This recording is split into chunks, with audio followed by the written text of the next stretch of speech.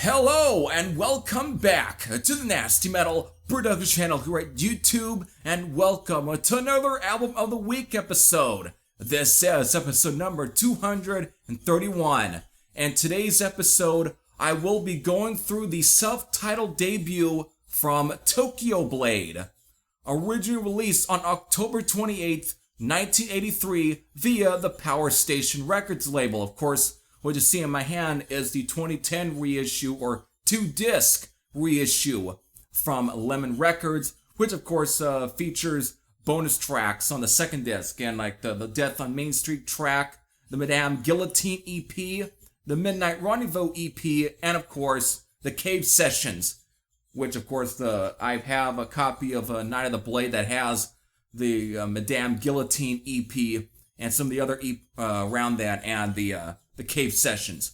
So, but of course, the reason I'm here is that this has reached its 40th anniversary, again, reaching 40 about a couple of weeks ago. So, without further ado, let's begin.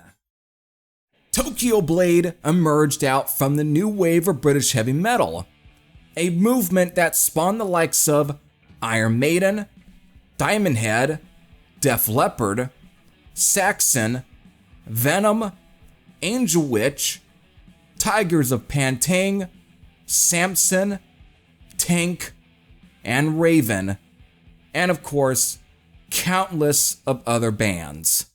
Now, I've already talked about the new wave of British heavy metal countless of times on this channel, so if you want to know more about the whole new wave of British heavy metal, there are plenty of channels here on YouTube that go into depth. But the beginnings for Tokyo Blade start in the year 1979, initially forming under the name of White Diamond. Now, I'm not quite sure who are exactly the lineup for White Diamond, but I'm going to take a good guess that the lineup was the same as the one for when they changed their name to Killer. So the lineup for Killer was Andy Bolton and Ray Dismore on guitars, Alan Marsh on vocals, Andy Robbins on bass, and Steve Pierce on drums. They would record and release one demo tape in 1981, but once they found out that there were other bands using the name Killer, most notably the one in Belgium and of course the one in Switzerland, they would no sooner change their name to Genghis Khan, which was actually the name of a previous band that Alan Marsh sang for. They would then record and release a demo tape under the Genghis Khan name in 1982. However, during the same year of 1982, they would partner up with the Ebony Records label, who are best known for releasing stuff from Grim Reaper and Savage. The band would enter Ebony Studios, located in Hull, England, with the label's in-house producer, Daryl Johnson, to record the track Machine Run, which would be released under the short-lived name Madame Guillotine for the Metal Maniacs comp, which included songs from Chateau and Trojan. After that, the band would go to Cave Studios, located in Bristol, with producer Andy Allen, to record and release one final thing under the Genghis Khan name. This would be the 4-track Double Dealin' EP, a cool mini EP that would serve as the catalyst for what would become their final band name change, Tokyo Blade. By the time of their change to Tokyo Blade, the lineup would change as well. Guitarist Ray Dismore would leave the band to then be soon replaced by John Wiggins. With the now new lineup of Andy Bolton and John Wiggins on guitars, Alan Marsh on vocals, Steve Pierce on drums, and Andy Robbins on bass. they would return to Cave Studios, this time with a different producer, whose name is Kevin Nixon, though with still Andy Allen serving as mixer and engineer. They would record 8 more songs, with 7 being chosen, leaving the great Death on Main Street track as a B-side to the Power Game 7-inch 45 single. Since the band kept 7 of the songs, in its place would be If Heaven Is Hell, taken from the Double Dealin' EP, again, when they were under the Genghis Khan name, and of course would then get repackaged under the Tokyo Blade name as well, which would have been the following year of '84. The album would then be picked up by the relatively small Powerstation Records label, who would give us bands like Paul Di'Anno's Battlezone, Maniacs, Chrome Molly, and Holosade. By October 28th, the album would be released. So, featuring 9 tracks, clocking in at the length of 43 minutes and 52 seconds, these 9 tracks are Power Game, Break the Chains, If Heaven Is Hell, On Through the Night, Killer City, Liar, Tonight, and Sunrise in Tokyo.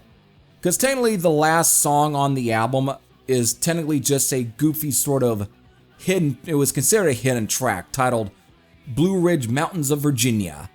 So there you go, folks. There's your 9 tracks.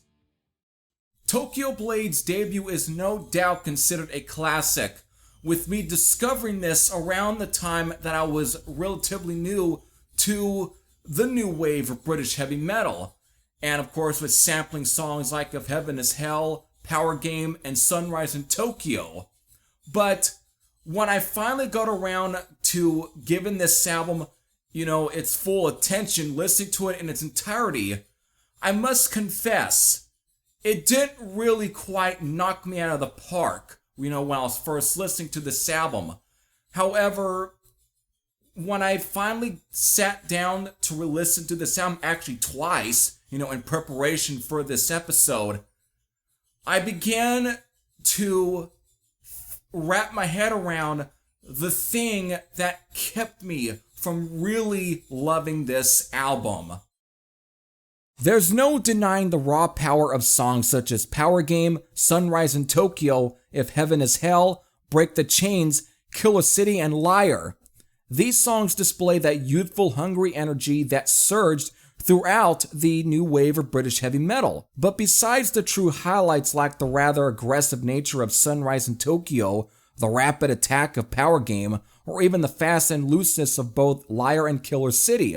But then there are both If Heaven Is Hell and Break the Chains, where they go for that dual guitar quality that made the songs from Iron Maiden or the really great Judas Priest songs like Screaming for Vengeance or Sinner so captivating.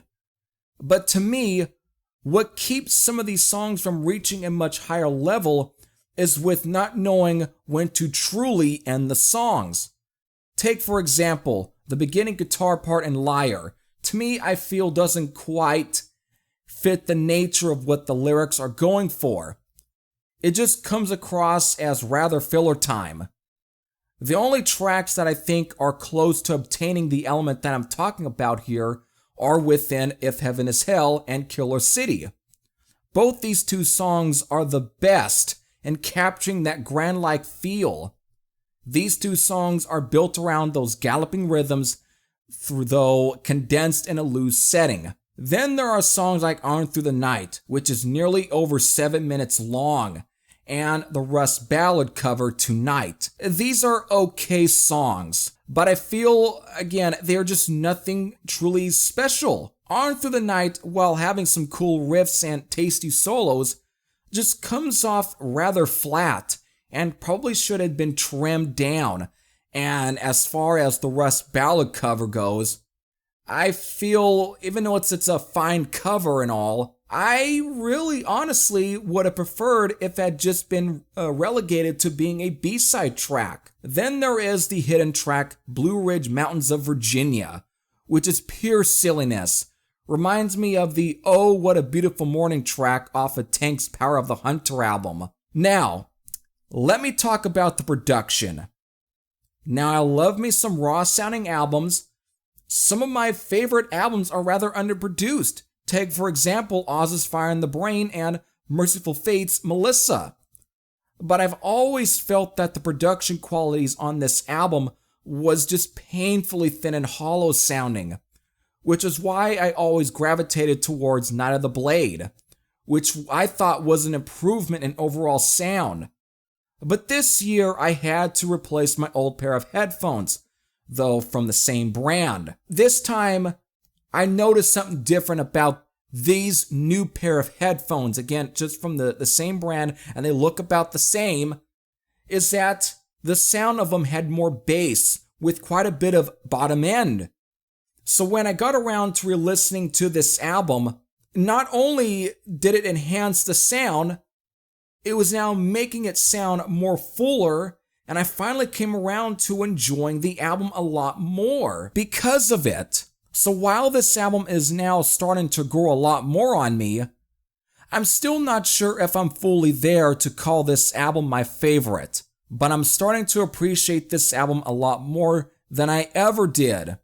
Now, by 1984, both Combat and Bonsai Records picked this album up for a US and Canada release, this time given the Midnight Rendezvous or Midnight Rendezvous titles. But what makes these pressings interesting is that the track listing has been altered. Gone are On Through the Night, Liar, and of course the Rust Ballad covered tonight, and the hidden silly track Blue Ridge Mountains of Virginia. Instead, in their place are the 4 songs off of the Midnight Rendezvous EP, which I've stated before earlier in this episode, which was basically a repackage of the Double Dealin' EP that was initially released under their Genghis Khan name. Power Game is also no longer the A-side opener. Instead, it has been relegated to opening up side B. What does open up side A is, of course, Midnight Rendezvous, serving as the title track for this version of the album. To me personally, I tend to prefer this version since I think it flows better. But that's personally me. Though I would have liked if Death on Main Street was added to this version, which if it was, would have made it even better. Tokyo Blade's self-titled debut is an enjoyable album, though not my personal favorite when it comes to full-length new wave or British heavy metal albums. Still though, it is a solid enough album nonetheless. However, not much of this was the case when it initially came out in 1983. One of the writers for Kerrang! Was rather critical of them to the point of blatantly calling them an Iron Maiden clone with plagiarizing Maiden's riffs. Now, that comes across as being unfairly harsh. Writer Dave Dixon had plenty of polarizing things to say about the record and the band itself. Andy Bolton took plenty of this to heart by once stating in an interview with Dave Reynolds for Metal Forces that, if we sound like Maiden, then it's tough titty. Then going much further by stating, we are not going to change our style just because some idiots at Kerrang! Think we're Maiden clones due to having 2 guitars. Then he would end his statement with this final sentence. I used to like Maiden when Paul Di'Anno was with them, but they've never influenced me. My favorite band is Van Halen. And with that statement would begin the change to sounding more American, which would come full circle 2 albums later. But again, over time, this album would gain a cult following. Andy Bolton would go on record by stating this about the album. For me, Tokyo Blade encapsulates true British diehard spirit, the working class underdog, the kicked, the downtrodden, and the poor. So this ends the episode on Tokyo Blade's self-titled debut, which had turned 40 a couple weeks ago. So for those who have lived with listening to this album, if you have any thoughts, whether they are either positive or negative, you can leave them all in the comments section below. But if you're one of those who has never let's say, check the album or band out and are curious, I say do so. You might end up either finding something to more like or love about it. So, with all that said, this is Heavy Thrasher saying I'm out, and I'll see you all later. Take care, everyone.